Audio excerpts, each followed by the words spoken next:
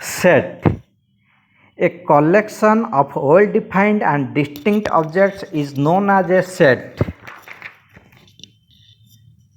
The word well-defined means it is possible to decide whether an object belongs to the set or not, and the word distinct means each member of the set is different from every other member. Notations. We usually denote the set by capital letters A, B, C, X, Y, Z, etc. If small a is an element of a set capital A, then we say that A belongs to capital A. And if A is not an element of set A, we write A not belongs to set A. If A and B both are elements of set A, we write A, B belongs to capital A. Elements of a set should be distinct. If any element occurs more than once, we write it only once. Representation of sets in three methods: description method or descriptive form. Here we write a well-defined description of members of a set within curly brackets.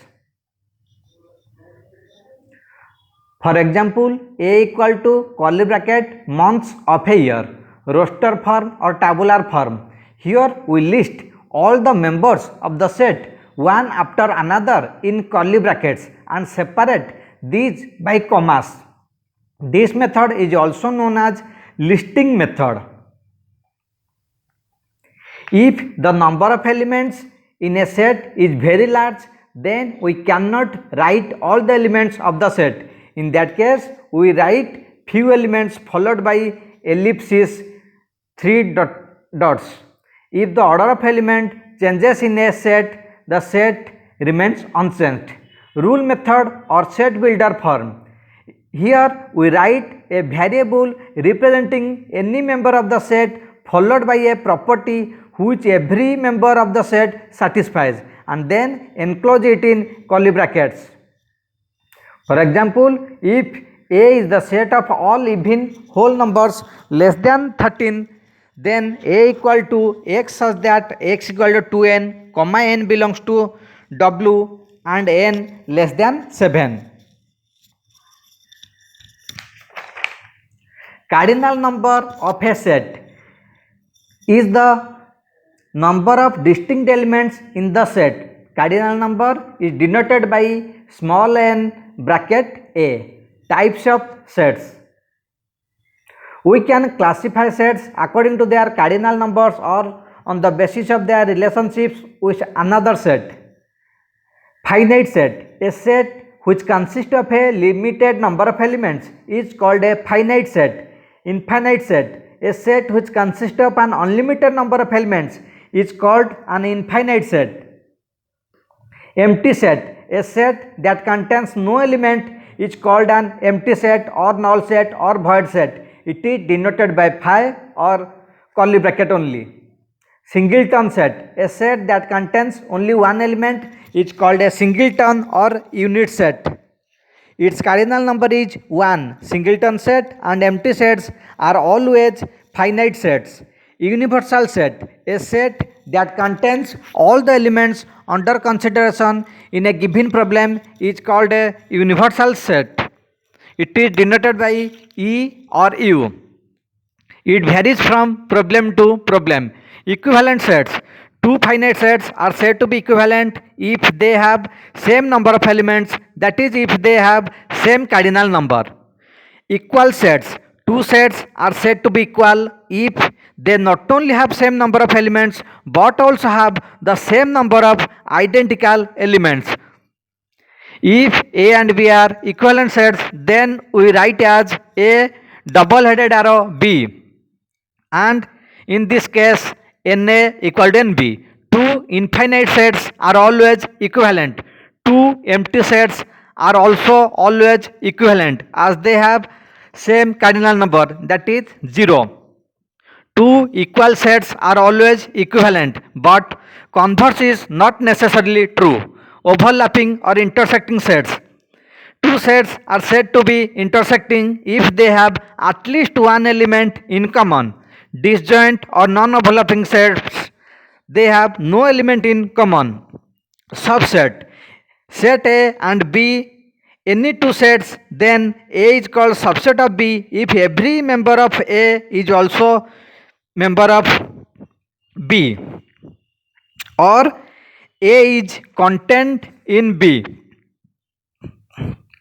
Also, B contains set A or B is superset of A. If there exists at least one element in A which is not a member of B, then A is not a subset of B. Proper subset. A is said to be a proper subset of B if A subset B and A not equal to B. If A is proper subset of B, then every element of A is present in B and B contains at least one element more than A, that is NA less than NB. Every set is a subset of itself, that is A subset A. Empty set is a subset of every set, phi subset A. Every set is a subset of universal set, A subset U. If A and B any two sets, then A subset B and B subset A imply that A equal to B. No set is proper subset of itself. Intervals. Let A and B belongs to R real numbers and A less than B. Then the set of real numbers x such that x belongs to R, comma A less than B is called an open interval denoted by a B moon bracket. All the points between A and B belong to the open interval moon bracket A comma B, but A and B themselves do not belong to this interval. The interval which contains the endpoints is called as closed interval and is denoted by square bracket A comma B equal to x such that x belongs to R, comma A less than equal to x less than equal to B. Again, square bracket A comma B moon bracket equal to x such that x belongs to R, comma A less than equal to x less than B is an open interval from A to B, including A but excluding B. Moon bracket A comma B square bracket equal to x such that x belongs to R, comma A less than x less than equal to B is an open interval from A to B, including B but excluding A. The above two intervals are also called as semi-open or semi-closed intervals. On the real number line, various types of intervals described above as subsets of R can be represented. We use white circles or empty circles for excluding, that is open interval or moon bracket, and black or dark circles for closed interval or square bracket. An interval contains infinitely many points. The number b minus a is called the length of interval moon bracket or square bracket a comma b. Power set. The set containing all the possible subsets of a given finite set S is called a power set of S and is denoted by P bracket S. Thus power set of S contains all the possible subsets of S, which is equal to 2 to the power m, where n a equal to m. The number of subsets of A equal to 2 to the power m, and the number of proper subsets of A equal to 2 to the power m minus 1. Power set of infinite set does not exist.